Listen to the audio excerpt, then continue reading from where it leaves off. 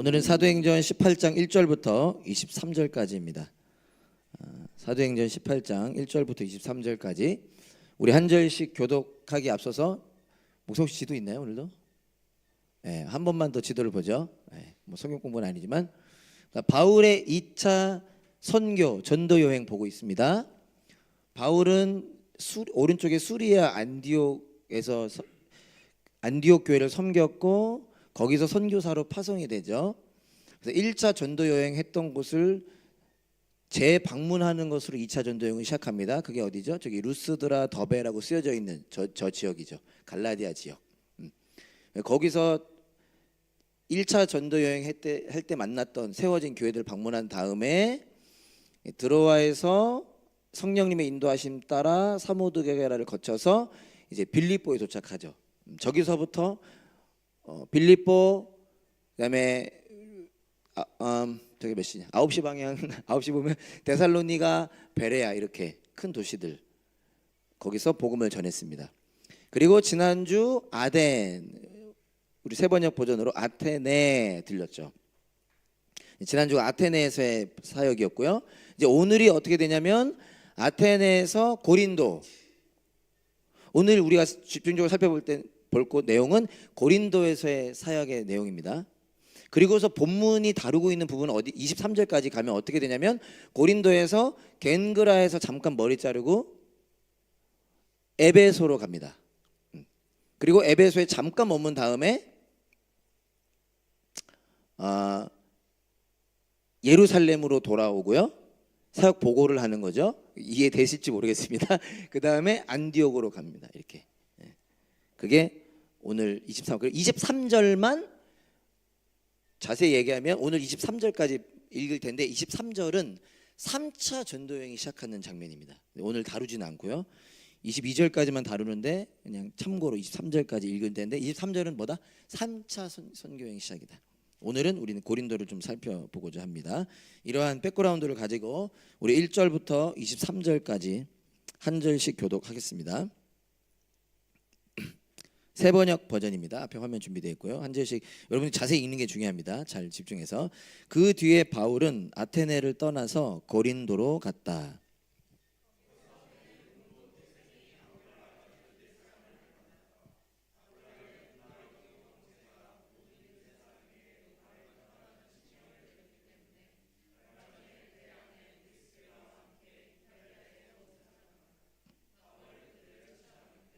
생업이 서로 같으므로 바울은 그들 집에 묵으면서 함께 일을 하였다. 그들의 직업은 천막을 만드는 일이었다.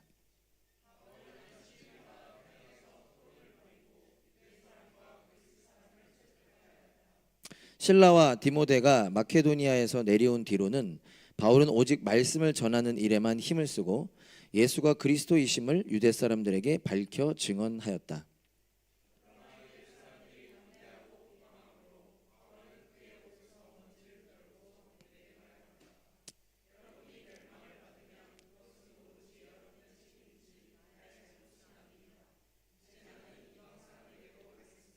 바울은 거기를 떠나서 디디오 유스도라는 사람의 집으로 갔는데 그는 이방 사람으로서 하나님을 공경하는 사람이고 그의 집은 바로 회당 옆에 있었다.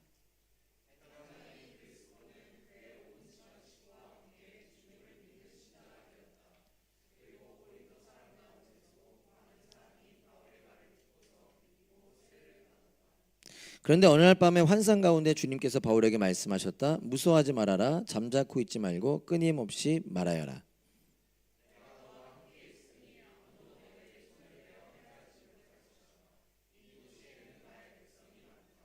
바울은 그들 가운데서 하나님의 말씀을 가르치면서 1년 6개월 동안 머물렀다.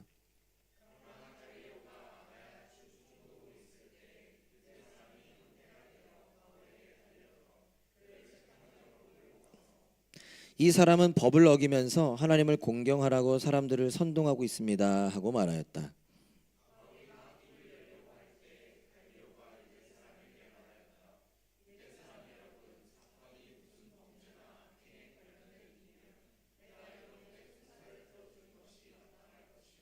그러나 문제가 언어와 명칭과 여러분의 율법에 관련된 것이면 여러분이 스스로 알아서 처리하시오.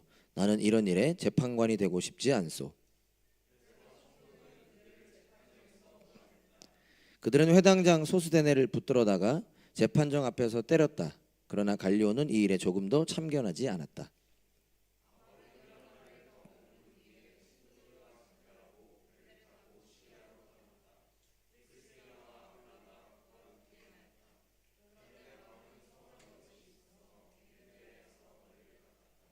그 일행은 에베소에 이르렀다. 바울은 그 두 사람을 떼어놓고 자기 혼자 회당에 들어가서 유대 사람과 토론하였다.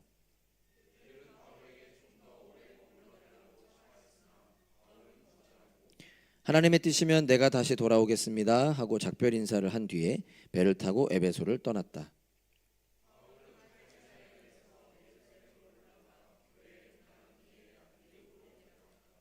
바울은 얼마 동안 거기에 있다가 그것을 떠나 갈라디아 지방과 부르기아 지방을 차례로 두루 다니면서 모든 신도를 굳세게 하였다.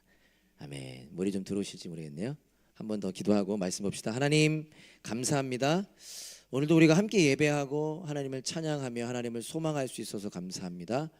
말씀을 나눕니다. 우리에게 주신 말씀, 우리에게 하시는 말씀, 전하는 자는 부족하지만 이곳에 함께 하시는, 이곳에서 일하시는 성령님께서 한 사람 한 사람 주님의 뜻 가운데 말씀 깨닫게 하시고 말씀 경험하게 하시고 말씀 붙잡게 하셔서 그 말씀으로 살아가는 은혜 누리게 하여 주세요.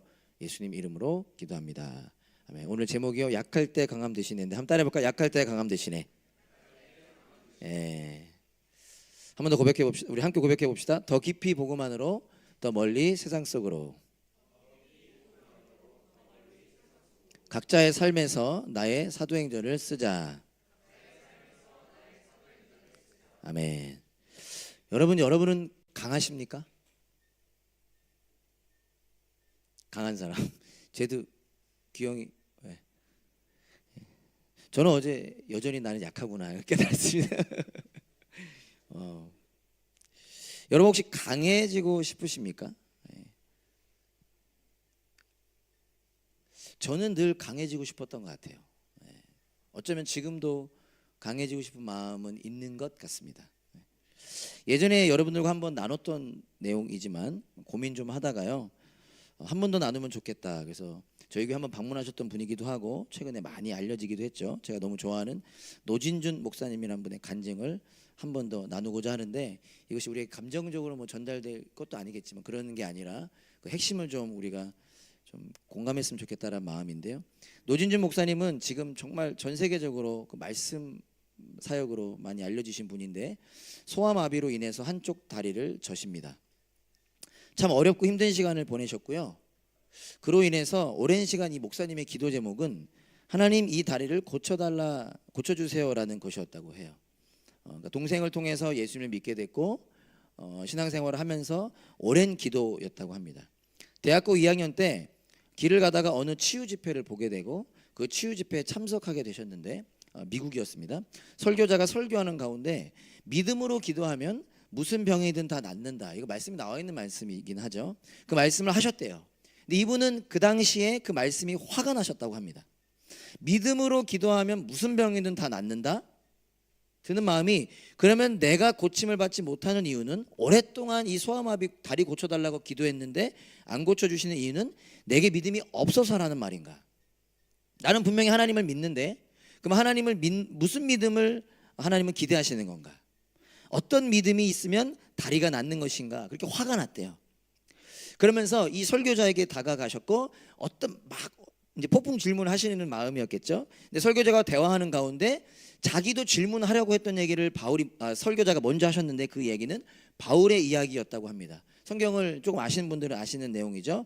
바울은 육체의 가시, 육체의 병이 있었고 너무 힘들어했습니다. 학자들은 보통 안질, 간질 이런 정도 얘기를 합니다.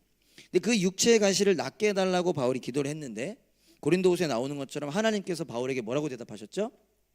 내 은혜가 너에게 족하다라는 말씀을 하셨다는 거죠. 그 얘기를 이렇게 해주시면서 그 설교자가 노진주 목사님에게 질문하셨대요. 바울의 병이 나았습니까? 안 나았습니까? 이게 원래 노진주 목사님이 하려던 질문이었대요. 바울도 기도했는데 안 나았지 않습니까? 이 얘기를 하려고 했던 거죠.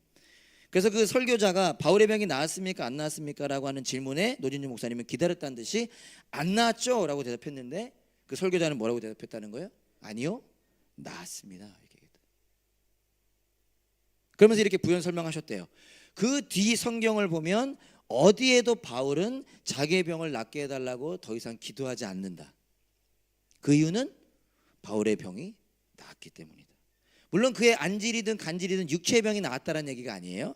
육체의 아픔은 그대로지만 그 하나님의 말씀 이후로 바울에게 이제 더 이상 그 육체의 아픔이 아픔이긴 하죠.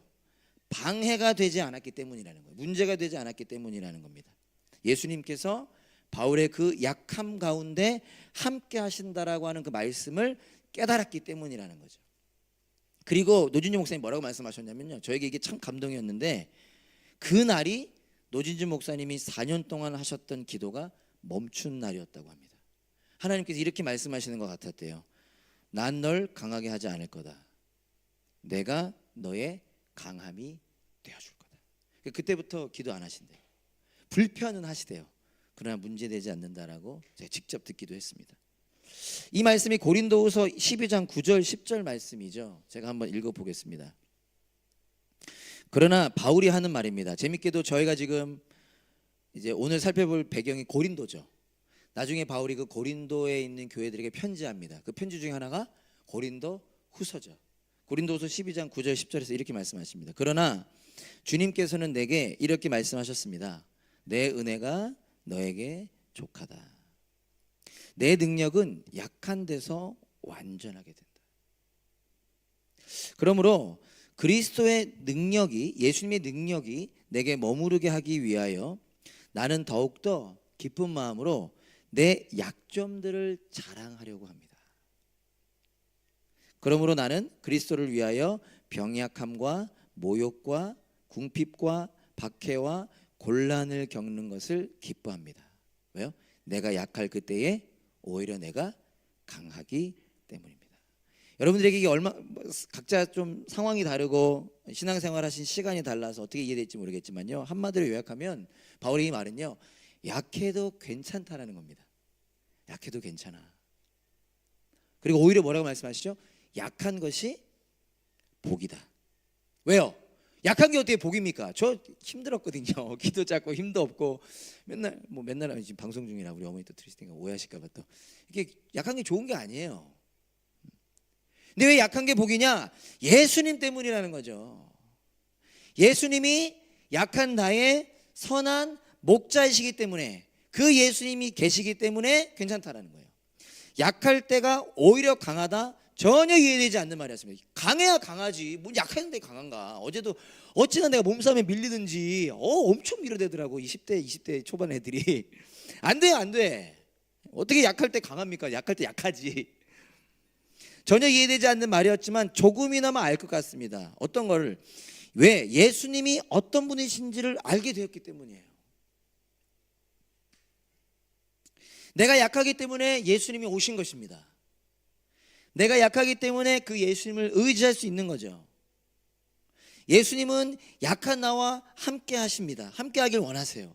그리고 약한 나의 삶을, 우리 양 같다 그러잖아요. 양 아시죠? 시력도 안 좋고 바보. 그래서 앞에 양 쫓아간다잖아요. 앞 양이 낭떠러지 떨어지면 자기도 떨어진다잖아요. 그게 양이라잖아요. 우리는 여기 호주, 뉴질랜드에 있는 양들은 가만히 있어서 좋아 보이지만 원래 양 그렇지 않대요. 그래서 목자가 필요한 존재가 양이라잖아요. 근데 예수님이 약한 나와 함께 하시고 나의 삶을 인도하시기 때문에 이제 조금이나마 알 것 같아요. 약할 그때가 오히려 강한 거구나. 우리도 아시죠? 인생 좀 길게 살지 않은 청년이라 할지라도 괜찮을 때 주님 안 찾습니다. 괜찮을 때 친구 안 찾아요. 힘들고 아프고 어려운 일 겪어야 누군가 찾지 않습니까? 조금이나마 알면서 함께 소망하기를 원한 것입니다. 약할 때 강함 대신에. 오늘 본문은 바울이 아테네를 떠나서 고린도로 가는 장면입니다. 여러분 지난주 본문이 이어지실지는 모르겠어요. 고린도는 그냥 듣고 그냥 잊으셔도 돼요. 아가야 지방의 수도였습니다. 오늘 본문에도 등장을 했어요. 오늘 세 번역에는 아가야 주라고 표현되어 있는데, 여러분 데살로니가 기억나세요? 기억 안 나시죠? 데살로니가가 수도라고 제가 그랬잖아요. 데살로니가는 마게도냐 지방의 수도예요. 마게도냐 주의 수도. 이건 다 로마가 정했습니다. 그 당시 로마가 패권을 장악하고 있었으니까 뭐 그냥 잊으시면 돼요. 점점 졸려하는 빛이. 아가야 고린도는 아가야 지방의 수도. 이게 왜 하냐면 큰 도시였다라는 거야. 그리고 그 당시 학자들의 역사학자들의 추측에 지금 시드니 뭐 멜번을 300만 350만 얘기하거든요. 그 당시 고린도가 70만 넘었다고 얘기해요. 별로 안 하다 할지 모르겠지만 거대한 도시였다라는 거야. 큰 도시였다. 이게 중요합니다. 그리고 교통의 요충지로서 이런 거 들어보시죠. 옛날에 우리도 뭐 천안 뭐 이런 거 얘기 한국 공부할 때 교통의 요충지로서 이 얘기 선생님들이 왜 하나 싶었거든요.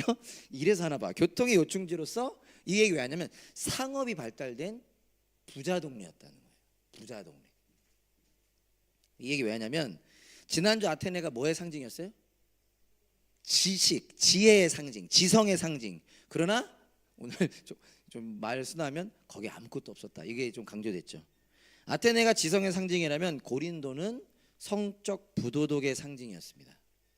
여러 의미가 있지만 부유한 도시다 보니까 성적으로 타락한 도시였어요. 몇 가지만 예를 들어드리면 그 당시 어떤 말이 있었냐면 고린도 사람처럼 행동한다라는 말이 있었습니다. 약간 사람이 자주 쓰는 유행어처럼. 코린티아 조마이라는 단어인데 이게 어떤 단어냐면 매춘을 하다 성적으로 부도덕하다라는 의미예요. 그러니까 고린도 사람이 얼마나 성적으로 부도덕하면 고린도 사람처럼 행동하네 이렇게 표현했다라는 거죠. 도시의 가장 높은 곳에 아프로디테 한번 들어보셨죠? 한 번쯤은 아프로디테 신전이 있었습니다. 우상이었는데 1000여 명 정도의 신전 여인들이 있었대요. 이건 다 그냥 그 당시 역사책에 나오는 겁니다. 1000여 명 정도의 신전 여인들이 있었는데 그들이 밤에는 뭐 했냐? 밤 전에는 그 신전에서 신을 섬기는 행동을 했고, 죄송합니다만 밤에는 다 마을로 흩어져서 창기로 살았대요. 그만큼 부도덕했던 거죠. 2년에 한 번 이스미아라는 경기가 있었습니다. 뭐 올림픽과 같은 경기인데 그 중에 하나, 왜 이 경기 중에 특징 중에 하나가 뭐냐면 다 벌거벗고 하는 경기들이 있었대요. 그만큼 고린도는 성적으로 타락한 도시였습니다. 이 도시에 바울이 지금 가게 된 거예요. 그리고 그곳에서 복음을 전하는 거죠. 그런데 오늘 우리가 한번 좀 집중해서 보길 원하는 장면, 모습은 뭐냐? 바울이 이곳 고린도에서 두려워했다라는 사실입니다. 우리에게 조금이나마 위로가 되지 않을까. 본문 9절을 보면요. 그런데 어느 날 밤에 환상 가운데 주님께서 바울에게 말씀하셨다. 무서워하지 말아라. 잠자코 있지 말고 끊임없이 말하여라. 자, 여러분, 하나님께서 어느 날 나타나셔서 바울에게 무서워하지 말라라고 하셨다는 건 바울이 어떠했다라는 것을 반증하는 거죠. 바울이 배부른 사람한테 배고파하지 말아라 이러진 않잖아요. 배고픈 사람에게 배고파하지 말라 이러잖아요. 바울은 무서워했습니다. 그리고 우리가 추측할 수 있는 건 그는 가만히 있고 싶었던 것 같아요. 바울도 잠자코 있고 싶었던 것 같아요. 그리고 말하지 않고 싶었던 것 같아요. 복음을. 그도 무서웠던 거죠. 그 대단한 바울도 무서워했다는 것입니다. 나중에 바울이 시간이 지나서 이 고린도에 있는 교회들에게 편지를 쓰는데 고린도 전서 2장 3절에서요 이런 말을 합니다. 바울이 고린도 교회에 여러 가지 어려움, 문제가 있다는 이야기를 듣고 그들을 격려하기 위해서 쓴 편지가 고린도 전서인데 그 고린도 전서를 시작하면서 이런 말을 합니다. 내가 여러분과 함께 있을 때에, 예전에 바울과 함께 있었던 사람들이죠. 나는 약하였으며 두려워하였으며 무척 떨었습니다 라고 편지에서 고백하는 거예요. 아마 어쩌면 이 얘기를 한다는 건 뭐냐면 사람들은 몰랐을 수도 있어요. 바울이 무서워하고 떨었다라는 거는 사람들은 몰랐을 거예요. 왜? 바울이 티내지 않았겠죠. 저도 웬만하면 티 안 내려고 하지만 저는 부족해서 다 티가 나죠. 저는 늘 괜찮은 척 하려고 하면 저도 목사님 힘들지 않으세요? 안 힘들어, 안 힘들어, 괜찮아. 목사님 아프지 않으세요? 안 아파, 괜찮아. 어떻게 하든 티를 좀 안 내고 싶어 하는 것 같아요. 그러나 바울도 그러지 않았을까? 그러나 오늘 본문을 그리고 고린도전서 2장 3절 통해 보는 건 그 대단한 바울도 두려워했다는 거예요. 심지어 떨었습니다. 그리고 나도 말하지 말아야 되겠다 라는 생각도 했던 것 같아요. 바울도 약한 사람이었다라는 것입니다. 그러니까 우리가 바울 하면, 다윗 하면 위대한 인물로만 생각할 수 있죠. 특히 모태신앙 출신들은. 그러나 그런 바울도 약한 사람이었다는 것에 우리가 조금이나마 위로를 받으면 어떨까. 그러나 거기서 끝이 아니죠. 그것이 다는 아니었습니다. 우리가 함께 기억하고자 하는 것은 바울도 약한 사람이었지만 오늘 우리가 기억하고자 하는 핵심입니다. 약해서 두려워했던 바울의 삶은 하나님의 섭리 가운데 있었다는 것을 우리가 오늘 기억하기 원해요. 섭리라는 단어가 어렵죠. 영어로 providence라는 단어가 쓰여집니다. 그러니까 쉽게 말씀드릴게요. 이게 설명하자면 길고요. 이제 교회 오래 다니신 분들은 들어는 본 단어죠. 섭리, 우연과 비슷해 보이지만 다르잖아요. 이 섭리라는 단어를 쉽게 그냥 이렇게 이해하시면 되는데 하나님께서 다스리시고 돌보신다, 이게 섭리라는 단어입니다. providence라는 단어가 provide에서 나온 거잖아요. provide, 제공하다. 거기서 나온 단어 providence인데 쉽게 섭리라는 단어는 하나님이 나를 다스리시고 나를 돌봐주신다, 게 섭리죠. 오늘 다시 돌아가면 오늘 우리가 본문을 통해 기억하고 싶은 건 바울도 약한 사람이었다. 그러나 그런 바울의 삶은 하나님의 섭리, 하나님의 다스리심과 돌보심 아래 있었다라는 것입니다. 그리고 바울은 그 하나님의 섭리를 경험하고 깨닫고 붙잡았다. 우리 담없는 교회도 여기 계신 여러분들, 우리도 그 하나님의 섭리를 기억하고 붙잡자. 오늘 본문 10절에 보면 그렇게 무서워하고 떠는, 두려워하는 바울에게 하나님 말씀하시죠. 내가 너와 함께 있으니 아무도 너에게 손을 대어 해하지 못할 것이다. 이 도시에는 나의 백성이 많다. 하나님 말씀하십니다. 내가 너와 함께한다. 이게 섭리죠. 하나님의 다스리심, 돌보심.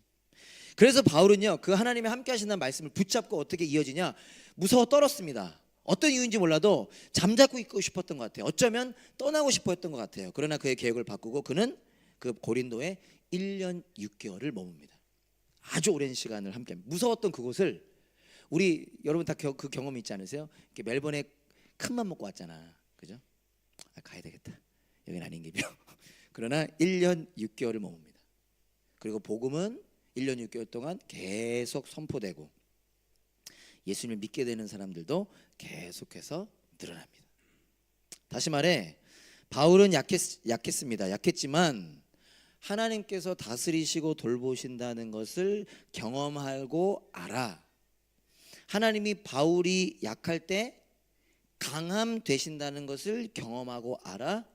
그의 삶을, 어쩌면 멈추고 싶었던 그의 복음 전도자로서의 삶을 계속해서 살아낼 수 있었다는 것입니다.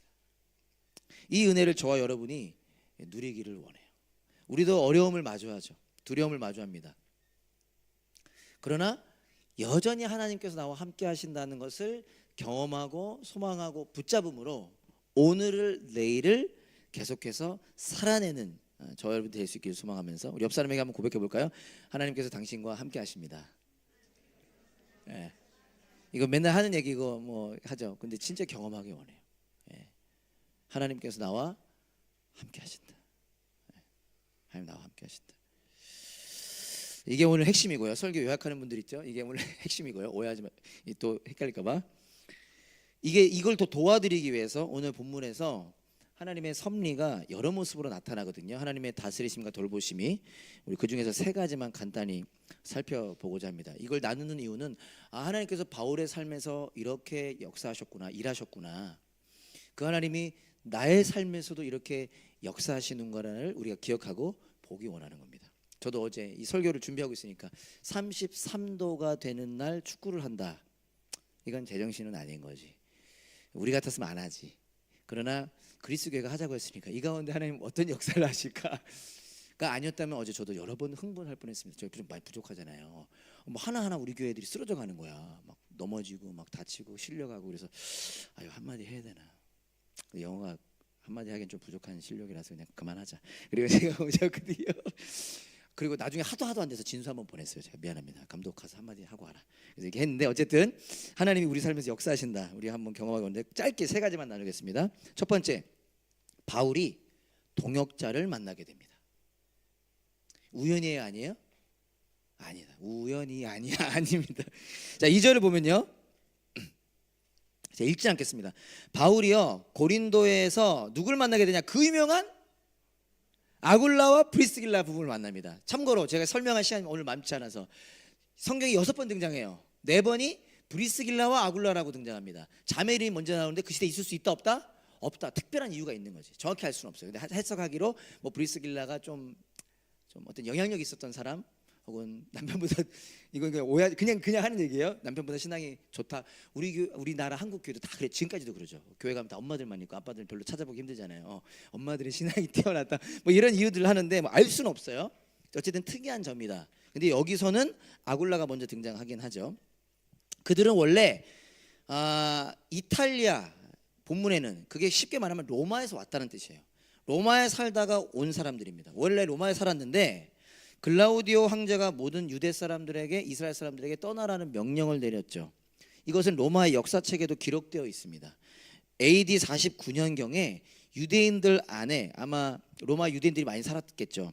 유대인들 안에 큰 충돌이 일어났는데, 재밌게도 크라이스트라고 나오잖아요. 크리스터스라고 나와서 이게 실수한 거다라고 우리들은 해석을 하긴 하지만, 어쨌든 예수님을 믿는 유대인들과 믿지 않는 유대인들 간에 큰 충돌이 일어나서 황제가 얘네들 골치 아프다, 나가라. 그래가지고 로마에서 나가라는 명령을 내렸습니다. 그렇게 그들이 로마에서 나가야 됐는데 어디로 왔어요? 고린도로 왔어요. 마침 그때 바울이 어디를 간 거예요? 고린도로 갔어요. 우연이에요, 아니에요? 세상 사람들은 우연이라 할지 모르지만 우리는 다 이것이 하나님의 계획하심 속에 하나님의 다스리심과 돌보심 섭니다라는 거예요. 만나게 하신 거죠. 어떻게 만나게 된지 정확히 알 수 없습니다. 근데 재밌게도 바울과 이 부부 가운데 공통점이 있었는데 뭐예요? 생업이 같아. 일하는 게 같아. 둘 다 천막 만드는 애. 수많은 일들이 있는데 그 가운데 직업이 있는데 둘 다 천막. 그래서 우리가 텐트 메이커라고 많이 표현하죠. 바울도 브리스길라와 아굴라도 천막을 치는 일을 했던 사람입니다. 그 전까지 바울은 아마도 많은 교회의 많은 믿는 자들의 서포트를 받았기 때문에 일을 하지 않았는데, 고린도에는 그런 서포트를 받지 못했던 것 같아요. 그래서 그가 일을 해야만 했습니다. 아마도 정확히 알 수 없으면 성경에 나와 있지 않으니까 그 일자리를 찾으러 갔다가 브리스길라와 아굴라를 만났겠죠. 자기가 할 수 있는 일은 천막 만드는 일이니까. 찾다 보니 알고 봤더니 하나님을 경외하는 사람이었던 거죠. 그래서 그들은 함께 살고 함께 일을 하게 됩니다. 그 당시가 보통, 지금도 그런 데 많죠. 밑에서 일하는 곳, 2층은 사는 곳으로 이렇게 만들어진 집들이 대부분이었으니까 함께 살면서 그들은 함께 일을 했고, 나머지 시간에 어쩌면 뭐 밤이라든지 저녁이라든지 주말에 바울은 사람들에게 복음을 전했습니다. 혼자 두려웠는데 동역자들을 만나게 된, 친구를 만나게 된 거죠. 여러분 18절에 보면요, 그리고 어떤 표현이 나오냐면 바울이 이제 시리아로 그리고 에베소로 떠나게 되는데요, 이 브리스길라와 아굴라가 같이 떠납니다. 로마에서 떠나서 고린도로 와서 정착했을 텐데 그 예수님 복음을 위하여 그들은 바울의 친구가 되었기 때문에 함께 또 떠나는 모습도 볼 수 있게 되죠. 여러분, 로마에서 추방당하는 거 쉬운 일인가요, 아닌가요? 어려운 일이죠. 여러분들도 멜번에서 여러 가지 애를 쓰다가, 특히 우리 교회도 많죠, 그런 스토리들이. 영주권을 준비하다가 그것이 잘 안 돼서 가는 것도 힘든데, 잘 살다가 추방당하는 일은 시련이잖아요. 그러나 하나님께서는 그 시련이라는 시간을 통해 이들을 만나게 하십니다. 그리고 이 둘은 바울을 만나 새로운 삶의 목표를 갖게 됩니다. 복음을 전하는 사명이죠. 마찬가지죠. 바울도 이 둘을 통해 또 힘을 내며 복음을 전할 수 있었던 것이죠. 하나님의 섭리였던 것입니다. 두 번째는요, 바울이 디디오 유스도의 집에 머물게 됩니다. 7절 한번 보면요, 바울은 거기를 떠나 디디오 유스도라는 사람의 집으로 갔는데 그는 이방 사람으로서 하나님을 공경하는 사람이고 그의 집은 바로 회당 옆에 있었다. 나중에 자세히 보시면 재밌는 부분입니다. 오늘 재밌어하는 경준이가 아파서 못 왔네요. 네. 보통 제가 그냥 재밌습니다 하면 그 친구 혼자 재밌는데 이제 그 전 내용이 뭐냐면, 그렇게 복음을 전했는데 유대 사람들이요 싫어해요. 그래서 바울을 반대하고 비방합니다. 그래서 바울이 좀 과격한 행동을 하죠. 옷의 먼지를 털어버리면서 여러분들이 받아들이지 않으니까 저는 이제 이방 사람에게 가겠습니다 라고 얘기하면서 새로운 곳으로 거처를 옮기는데, 그곳이 어디냐면 이방인 디디오 유스도라는 사람의 집이에요. 이게 참 재밌는 것이 두 개가 나타나는데, 유대인들은 이방인들과 함께 한다 안 한다? 원래 유대인들은 이방 사람들이랑 밥도 안 먹어요. 옷깃만 스쳐도 씻습니다. 근데 바울이, 예수님을 만나 변화된 바울이 이방인 디디오의 유스도의 집에 머문다라는 거예요. 그러면서 놀라운 게, 이 유스도의 집을 묘사하고 있는데 뭐라고 묘사하냐면 그 집의 위치가 어디래요? 회당 바로 옆이래요. 이해되세요 안 되세요? 그러니까 이 컨셉 이해되세요? 회당 바로 옆이래요. 여러분 당시 회당은 어떤 곳입니까? 회당은 예수님 믿는 사람들을 대적하고 핍박하고 심지어 죽이려고 하는 사람들의 집합이 회당이에요. 지금도 유대 사람들이 바울을 막 뭐라 하고 반대하고 추방시켰잖아요. 그들의 집합체가 회당입니다. 근데 그 회당 바로 옆집인 거야.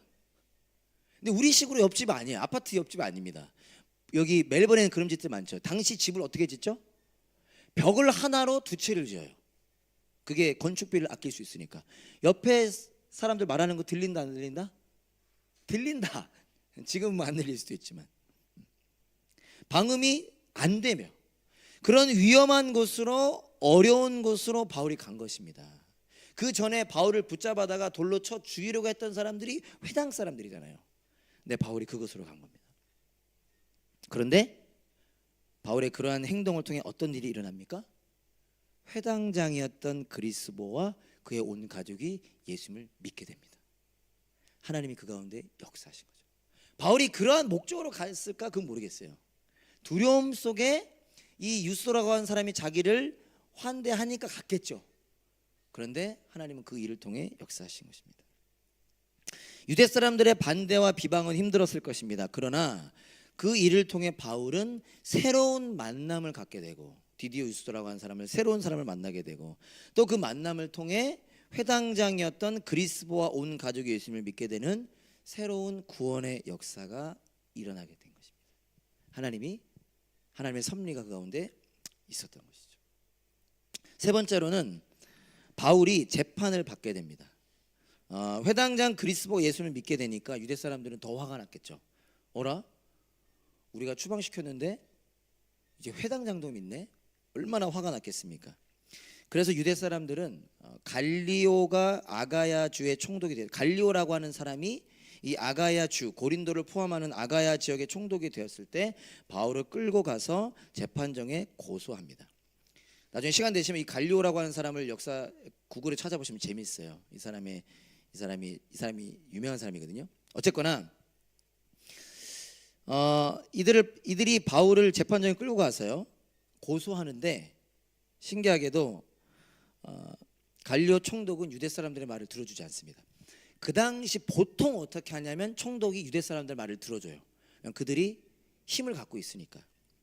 그런데 이 갈리오라고 하는 사람은 말을 들어주지 않고 뿐만 아니라 뭐라고 하죠? 그들을 재판정에서 몰아냅니다. 이게 어떤 의미냐면 귀찮게 하지 마라. 쫓아낸 거예요. 어느 정도냐면 바울이 자기를 변호하려고 얘기하는데 말 못해. 너 말하지 마. 너 말할 필요 없어. 유대인들 고소한 사람들 너네 가. 아우 귀찮아. 나라 이렇게 한 거죠. 그래서 말하기를 니네 문제는 니네가 알아서 해 라면서 쫓아낸 겁니다. 그러니까 이 유대 사람들 어떻게 됐겠어요? 더 화가 났겠죠. 더 화가 났겠죠. 그래서 여러분 17절에 보면 그들이 어떻게 하냐면요 회당장 소수데네라는 사람을 붙잡아다 그 사람을 때립니다. 이게 자세히 설명이 나오지는 않아요.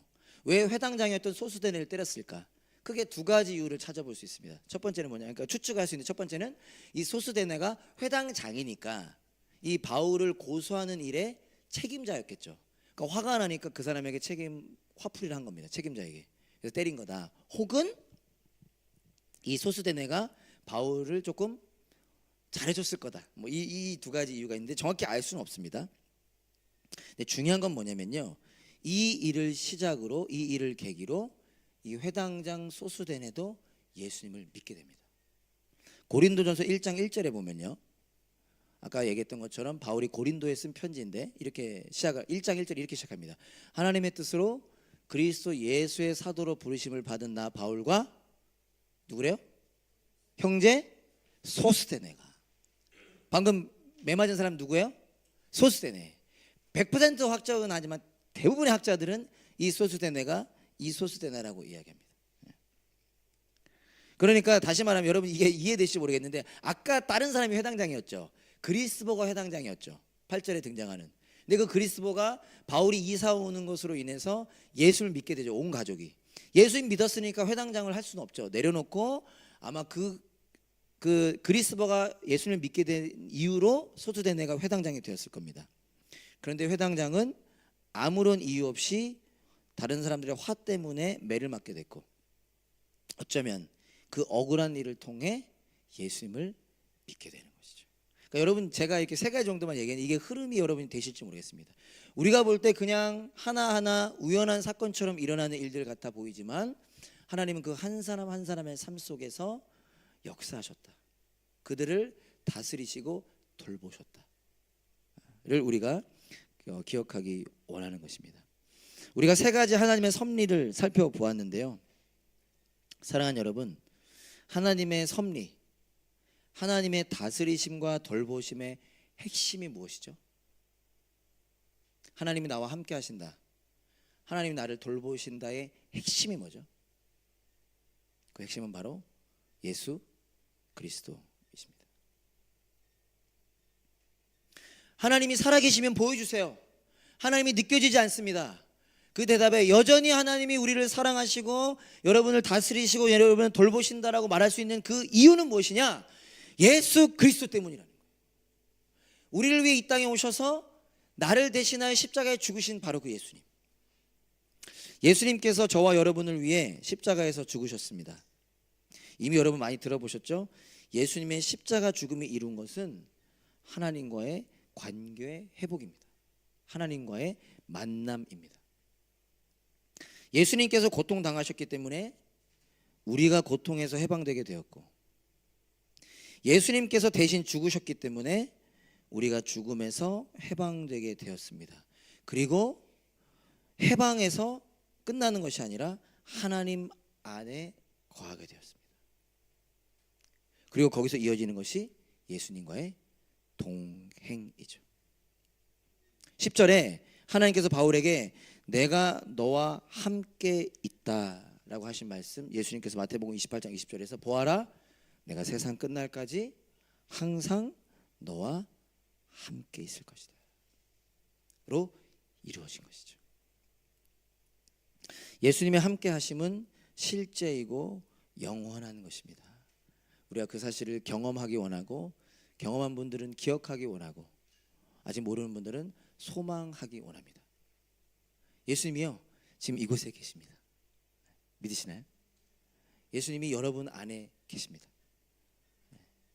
이게 각자 느껴지는, 고백되어지는 정도는 다를지 모르지만 우리 하루하루의 시간을 통해 그 은혜를 더 깊이 누리게 되길 원해요. 제가 여러 번 얘기했죠. 제가 우리 주한이 유치원 데려다 줄 때 매일 아침마다 하는 말이, 주한아, 예수님 우리 눈에는 보이지 않지만 우리와 함께 하시고 아빠 안에 계신다. 너도 이 사실을 고백하게, 알게 되기 원한다. 제가 매일 아침, 매일은 아니군요, 3일 유치원 데려다 줄 때마다 하는 얘기거든요. 그 은혜를 우리가 누리기 원합니다. 말씀을 마치겠습니다. 이 사실, 하나님께서 함께 하신다, 돌보신다라고 하는 사실, 그 은혜가 약했고 두려워한 바울에게 용기를 주었습니다. 약했지만 그 사실을 바라보고 붙잡은 것이죠. 그리고 바울로 하여금 고린도에서의 삶을 다시 살아내게 했습니다. 중요한 것은 바울에게 임한 은혜와 동일한 은혜가 저와 여러분에게도 향하고 있다는 거예요. 지금도 부어지고 있다는 것입니다.